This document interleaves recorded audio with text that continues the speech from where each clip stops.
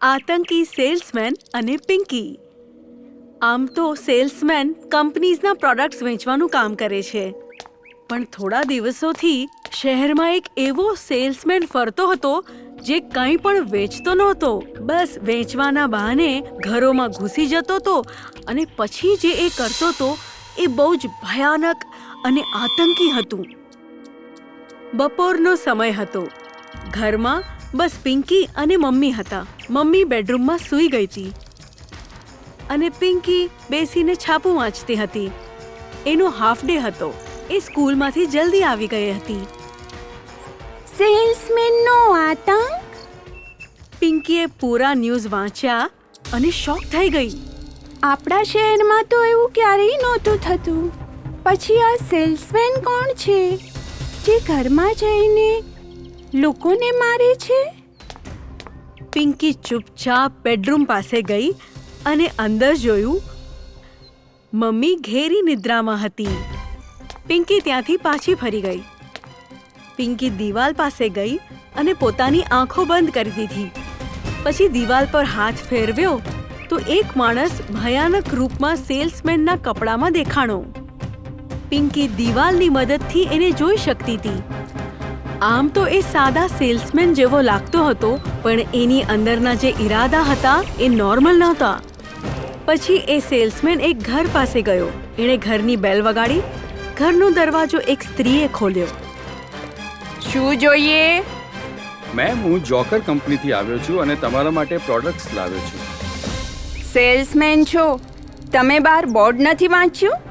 અંદર salesman allowed નથી. સિક્યુરિટીએ રોક્યા નહીં તમને? સેલ્સમેને હસતા હસતા કહ્યું. હું તમારી સિક્યુરિટીને મારીને આવ્યો છું. ત્યારે જ અંદરથી એક નાની છોકરી ત્યાં આવી. મમ્મા મમ્મા, કોણ છે? સેલ્સમેને એ છોકરીને ઝટથી એક ચોકલેટ આપી. ગુડ્ડી નહીં, એ ખાઈશ નહીં.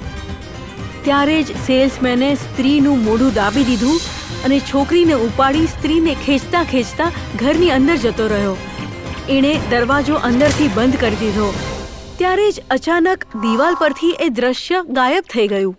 અરે, અંદરનું કેમ નથી દેખાતું? પિંકી ઘડી ઘડી દિવાલ પર હાથ ફેરવતી રહી, પણ દિવાલ પર આગળનું કોઈ દ્રશ્ય ન દેખાણું અને પિંકી નિરાશ થઈ ગઈ. છાપામાં ખાલી આટલું જ લખ્યું હતું સેલ્સમેન માટે. જબરદસ્તી સોસાયટીમાં ઘૂસી આવે છે. નાની નાની છોકરીઓને ચોકલેટ ખવડાવીને વશમાં કરી નાખે છે અને પછી અંદર લઈ જઈને શું કરે છે ખબર નહીં. પિંકી આવા જ ખયાલોમાં ખોવાઈ ગઈ. ત્યારે જ એને મમ્મીનો અવાજ આવે છે. પિંકી, ત્યાં દિવાલ પાસે ઊભી રહીને શું વિચારે છે? ડોરબેલ વાગે છે ને બેટા ક્યારથી? મારી ઊંઘ ઉડી ગઈ, પણ તારું ધ્યાન નથી તૂટ્યું. આમ કહેતા મમ્મી દરવાજો ખોલવા ગઈ. મમ્મી, દરવાજો નહીં ખોલતી. ત્યારે જ મમ્મીએ દરવાજો પૂરો ખોલીને પિંકી તરફ જોયું. કેમ? શું થયું? પણ હવે મમ્મીના આ સવાલનો કોઈ ફાયદો નહોતો, કારણ કે દરવાજા પર પેલો સેલ્સમેન આવી પહોંચ્યો હતો. ઓલો જ આતંકી સેલ્સમેન. કેમ બેટા, મમ્મીને દરવાજો ખોલવા કેમ નથી દેતી? આ સાંભળીને પિંકી સાથે મમ્મી પણ ચોંકી ગઈ. કોણ છો તમે અને અચાનક આવી કેમ વાતો કરો છો? હું સેલ્સમેન છું મેડમ. તમારા માટે સારા સારા પ્રોડક્ટ્સ લઈને આવ્યો છું. આમ કહીને સેલ્સમેન હસવા માંડ્યો.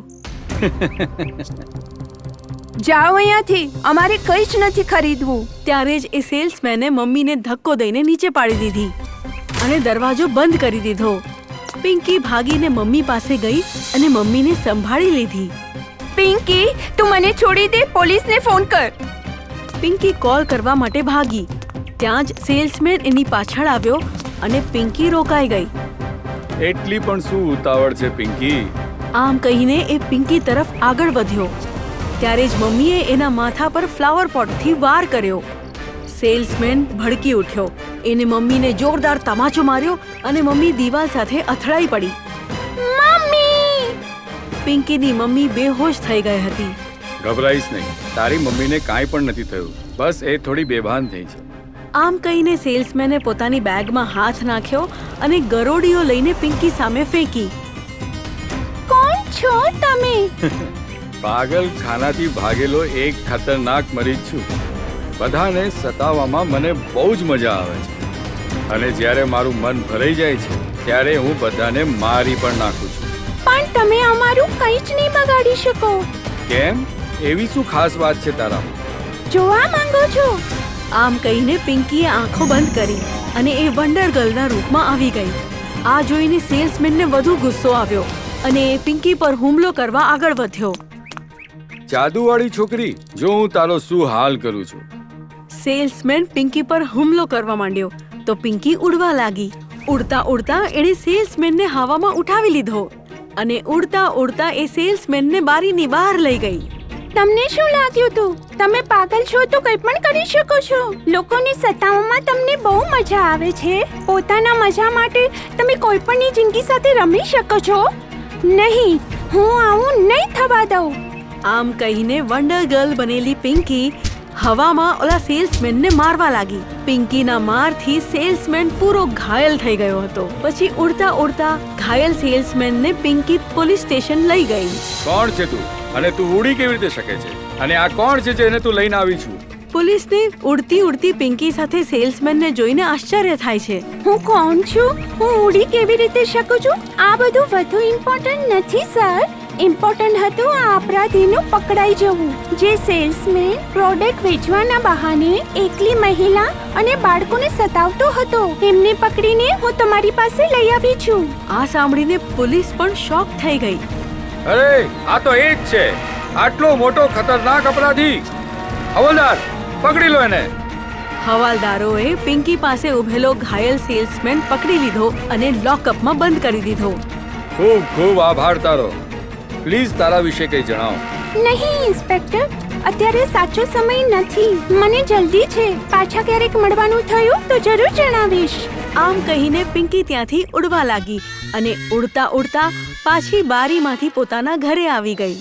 પિંકી પાછી નોર્મલ રૂપમાં આવી ગઈ અને બેહોશ થયેલી પોતાની મમ્મી પાસે ગઈ. મમ્મી, જાગો મમ્મી. મમ્મી, તમે ઠીક તો છો? પિંકીના ટચ અને અવાજથી મમ્મીને હોશ આવી ગયો. હોશ આવતા જ મમ્મી બૂમ પાડવા માંડી. પિંકી, તું ઠીક તો છો?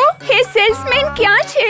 Mummy, relax. હું એકદમ ઠીક છું. અને એ પાગલ સેલ્સમેન પણ ત્યાં જ છે જ્યાં એને હોવું જોઈએ. મતલબ, તું શું કહેવા માંગે છે? કંઈ નહીં મમ્મી. પોલીસ આવી અને એ પાગલને લઈ ગઈ. અત્યાર સુધી તો એ લોકોએ એને લોકઅપમાં બંધ પણ કરી દીધો હશે. આ સાંભળીને મમ્મીના આંખોમાંથી આંસુ વહેવા માંડ્યા. થેન્ક ગોડ બેટા, હું બહુ ડરી ગઈ હતી.